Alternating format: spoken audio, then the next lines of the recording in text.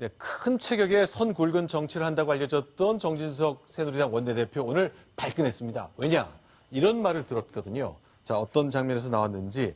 자, 일단 오늘 자승 스님을 만난 정진석 대표의 모습 보면서 이 얘기에 대한 답을 좀 찾아보겠습니다. 요즘 비상대책위원회라는 말이 하도 세상에 난무하다 보니까 비대위란 말 자체가 크게 뽕을 못 얻는 것 같습니다. 비대위란 말에 너무 이렇게 집착할 건 없을 것 같습니다. 새누리당의 한 20대 국회를 이끌어가고 대통령님께서 임기 후반기를 끌어가는데 더 좋은 약이 아닌가 이렇게 싶습니다. 자, 자승 스님 이제 불교계의 어른인데 정치적인 얘기를 좀 많이 하셨네요.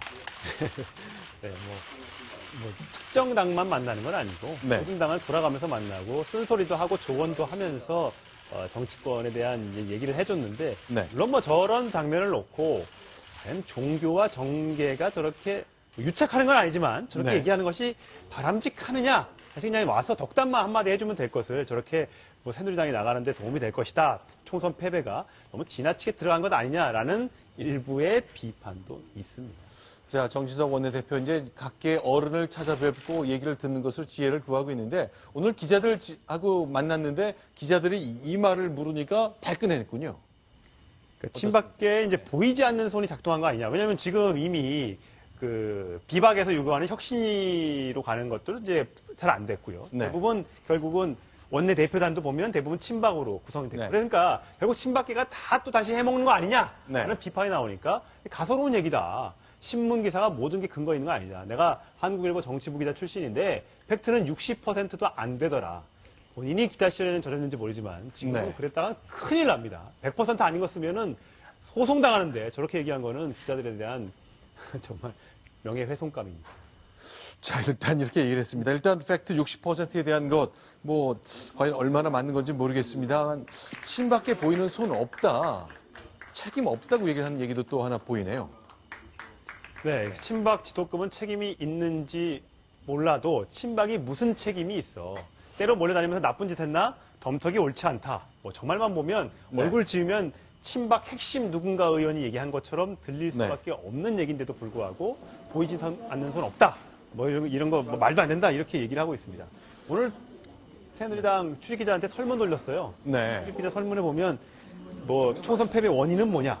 당 혁신을 위한 최우선 과제는 뭐냐? 네. 선거 패배에 부정적 영향을 미친 이유가 뭐냐 하면서 객관식이 있거든요. 네. 경제정책, 노동개혁, 국정교과서 문제, 공무원연금, 메르스, 세월호, 연말정산 이런 등등의 담배값 인상도 있더라고요. 네. 여기에서 가장 총선 패배에 영향을 준 게 뭐냐? 네. 아마 다 골고루 영향을 미쳤겠죠. 네. 기자들한테 물을 게 아니라 네. 본인들도 다 알고 있는 문제인데 쇄신을 어떻게 하느냐도 다 알고 있는데 결국 실천을 못했다는 거 국민들이 다 지금 알고 있기 때문에 네. 앞으로 8월까지 전당대회까지 새누리당 계속해서 시끄러울 것 같습니다.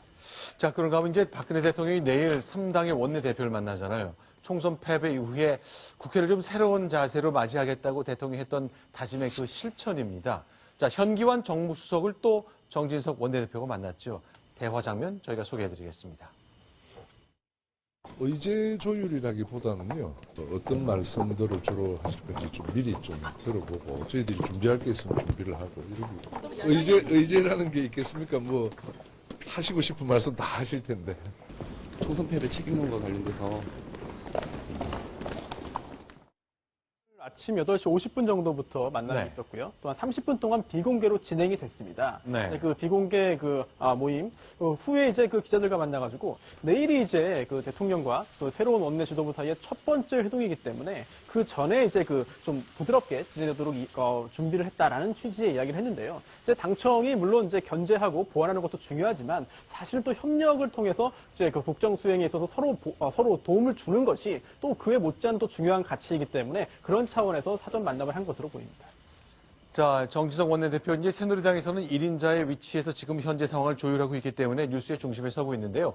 원내대변인을 임명했잖아요. 여러분들 친숙하게 기억하실 민경욱 전 청와대 대변인입니다. 근데 최근에 재밌는 영상들이 많이 화면에 잡혔네요. 저희가 소개해드리겠습니다.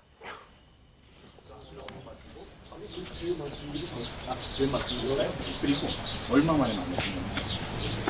선거 직후에 와서 지금 비상대책위원회라는 게 지금 말씀하신 대로 중앙위원회에 전국위원회입니까? 예, 전국위원회에 혁신이 성격은 어떤 건가요? 특별기구의 반대는 뭐죠? 좋은 질문인데 답을 모르겠습니다. 그거는 오늘 논의되지 않았고요. 논의되지 않은 게 아니고 중요하게 논의되지 않았기 때문에 제가 적질 않았습니다. 예, 그런 자세한 거는 우리 따로 질문해 주세요. 지금 제가 알고 있는 게 없습니다. 자, 전 차장, 이제 그 국회 출입 기자 시절에 이제 원내대변인 많이 만났잖아요. 어떻습니까? 지금 아직 이제 국회가 시작되지 않아서 아직까지 네. 좀 얼떨떨한 상태인데 본인이 청와대 대변인 할 때하고 좀 다를 겁니다. 청와대 대변인에는 청와대에서 써준 것만 딱 읽고 가잖아요. 네. 저기에는 기자들의 질문이 쏟아집니다. 네. 완전히 상황을 파악하고 있지 않으면 저런 장면이 아주 자주 연출될 것이기 때문에 네. 기자 출신이기 때문에 취재를 제대로 해서 기자 앞에서 브리핑을 하지 않으면 저런 장면들이 아주 너무 많이 연출될 것 같습니다.